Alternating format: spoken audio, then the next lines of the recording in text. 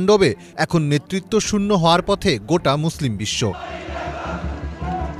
শুরুটা হয়েছিল 2020 সালে ইরানের মেজর জেনারেল কাশেম সোলাইমানির মৃত্যুর মধ্য দিয়ে। এরপর চলতি বছরের এপ্রিলে ইসরায়েলি বাহিনী হত্যা করে ইরানের ব্রিগেডিয়ার জেনারেল রেজা জাহিদিকে। 19 মে রহস্যজনক বিমান দুর্ঘটনায় প্রাণ হারালেন ইরানের সাবেক রাষ্ট্রপতি ইব্রাহিম রাইসি। তার মাত্র 12 দিন পরই হত্যা করা হলো হামাসের সাবেক প্রধান ইসমাইল হানিয়াকে। সেই শোক কাটিয়ে না উঠতেই ইসরায়েলের বিমান হামলায় প্রাণ হারালেন হিজবুল্লাহর প্রধান হাসান নাসরুল্লাহ।